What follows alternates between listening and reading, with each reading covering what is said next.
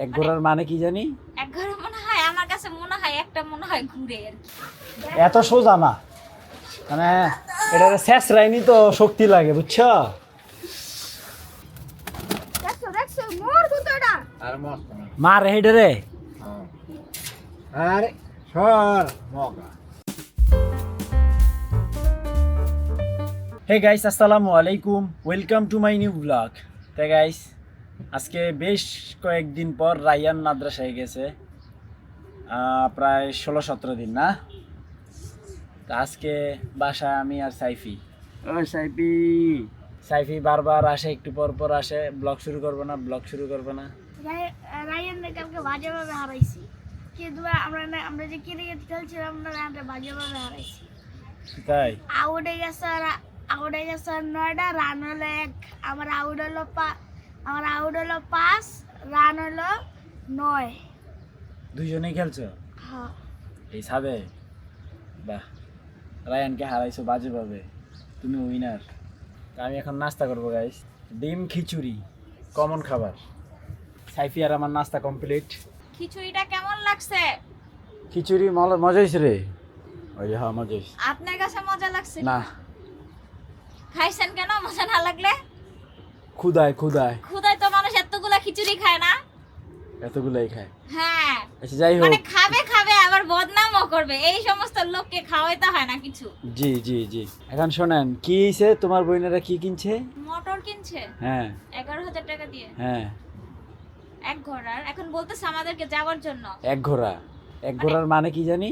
এক ঘোড়া মনে হয় আমার কাছে মনে হয় একটা মনে হয় ঘুরে আর কি। একটা ঘুরে না, এর জন্য মনে হয় 2 ঘোড়া মানে মনে হয় 2 বার ঘুরে। আমি আসলে গাইস সেই মজা পাইছি জানি গাইস। না মোটর সম্পর্কে। এক ঘোড়া মানে হচ্ছে একবার ঘুরবে, সাইবি। 2 ঘোড়া মানে 2 বার ঘুরবে। আচ্ছা আপনিই বলেন আসলে কি, আমি তো 3 জানি ঘোড়া মানে না। 3 বার ঘুরবে। আমি জানি না আসলে এটা আসলে কি বোঝায় এক ঘোড়া দিয়ে। মানে হচ্ছে একটা ঘোড়া শক্তি। ও ঘোড়া আচ্ছা, বুঝেন? আচ্ছা। ঘোড়া। না, আমাকে ও বলছে কি এক ঘোড়া, শুধু এটাই হ্যাঁ, বলছে। এক ঘোড়া মানে কি, ঘোড়া বুঝেন না? হ্যাঁ, ঘোড়া কি, বুঝছি। কোনটা ঘোড়া কোনটা বলেন তো? যেটা টক বক করে ওটা। ওই ঘোড়াকেই এক ঘোড়া মানে এক ঘোড়া শক্তি বুঝাইতেছে। 2 ঘোড়া মানে 2 ঘোড়া শক্তি। ও আচ্ছা 3 ঘোড়া শক্তি, এটা কি বোঝায়? তো একটা এক ঘোড়া মানে একবার ঘুরবে। এই শোনেন, একটা ঘোড়ার শক্তি কিন্তু কম না। না, একবার ঘুরবে, একবার গুলো পানি উঠবো কেমনে? সেটাই তো। সাইফি থাকো, আমি ডিউটি থেকে আসি। হ্যাঁ তো গাইস, ডিউটি কমপ্লিট করে মাত্র আসলাম। তা রায়ান, কেমন করলাম মাদ্রাসা? সকালবেলা মায়ের মুড় খাইয়া মাদ্রাসায় গেছ? আজকে ঘরে তেল নাই, সরিষা তেল দিয়ে রান্না করতেছি। ভালো ভালো, সরষের তেল ভালো। দেখছেন কালার কি তেলাপিয়া মাছ রান্না করতেছ? তেলাপিয়া? শোল মাছ। হ্যাঁ, ও আচ্ছা, তুমি আটা কয় বস্তা, কয় প্যাকেট নিবা? আমি আটা হ্যাঁ, কেন আনছো? আমি 16 প্যাকেট নিয়ে আসছি। তুমি কয় প্যাকেট নিবা, বাকিটা মারে দিব। আসো আটার এখানে আসো। তো গাইস, ওই যে আপনার ট্রাক থেকে হচ্ছে আটা নিয়ে আসছি 16 বস্তা না, 16 প্যাকেট, 960 টাকা, 60 টাকা করে প্যাকেট। এই যে এখন তুমি কয় প্যাকেট রাখবা, এখান থেকে রাখো, বাকিগুলো আমি মারে দিয়ে আসবো, তাড়াতাড়ি করো। আমরা 16 প্যাকেট দিয়ে কি করবো? আমরা কি মাথা উড়াও আমি পারবো না, এগুলো আমাকে দেখি 2 ভাইয়ে পারেনি। হ্যাঁ, খাড়া করাও, বোকা হয়। দাঁড়াও আগে কাটি। আপু হাত ছড়াবে। 16 প্যাকেট। কয় প্যাকেট নিবা, কয় প্যাকেট নিয়ে তাড়াতাড়ি নাও। আচ্ছা ভাগ করবো আমি। লাও তাড়াতাড়ি লাও। আচ্ছা এটা আমাদের সবার আগে এটা, আর এটা দাদুদের। ঘোরা পেড়া করতে লইছে। ট্রাকের থেকে। তো গাইস, 2 জনেই নিয়ে যাবে নাকি? বাহ, সিরা নাই, এটা এখানে সিরা নাই, মানে হচ্ছে ওই জায়গায় সিরা ছিল, ওগুলো আর কি। আল্লাহ মানতে পারবে ওরা?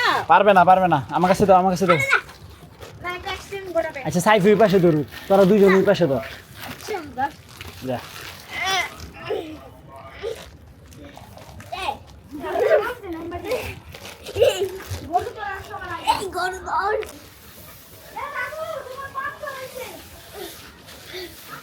এত সোজা না, মানে এটা শেষ রাইনি তো শক্তি লাগে বুঝছো কি করতেছে দুজনে দেখেন ধরতেও দিবে না দাদু তোমার পাশে হইছে এই অবস্থা। আবুর বাচ্চাছে ওনার তরকারির কোনো খবর নাই উনি কি সুন্দর ঘুরতেছে আমি না খেলে তো পড়তো না পড়বে না তেল নাই ভাল লাগে না আমার এরকম এরকম তরকারি দেখতে সুরাবু কালকে বুঝছো গুড্ডু উড়ালে যেই চেষ্টা করছি ঘুরে এগুলা পড়বে না ভাই পুরো ক্যামেরা দিব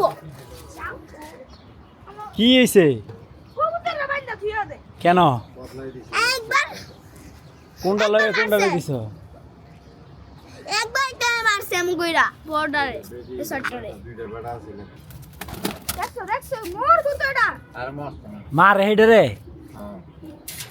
আরে সর মগা কিছু হইতো না তো গাইস এটা সুন্দরী না এটা হচ্ছে সুন্দরীরই বাচ্চা আরেকটা আমাদের সেম সুন্দরীর মতো 3টা বাচ্চা ছিল একটা মিনি সুন্দরী ও মারা গেছে তো এটা হচ্ছে আরেকটা মুরগি এটা হচ্ছে এই যে এই ঘরের হ্যাঁ লুল্লুর সাথে থাকতো ও।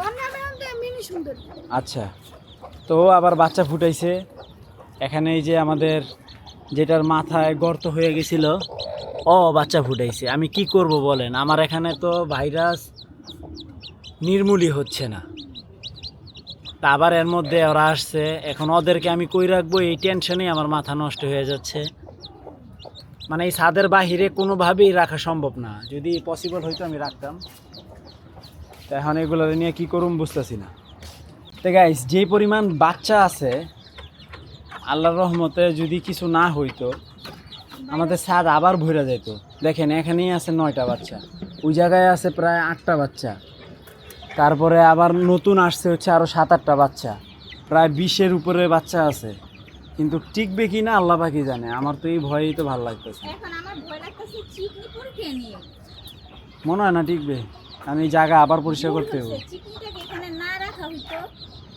কই রাখবো এই ছাদের বাইরে তো একটা মুরগিও রাখার জায়গা নাই আছে না নিচে কি মুরগি রাখার পরিবেশ আছে কি রে সাইফি কি এগুলা আটা কি আর এগুলা এগুলা জিনিস দেখ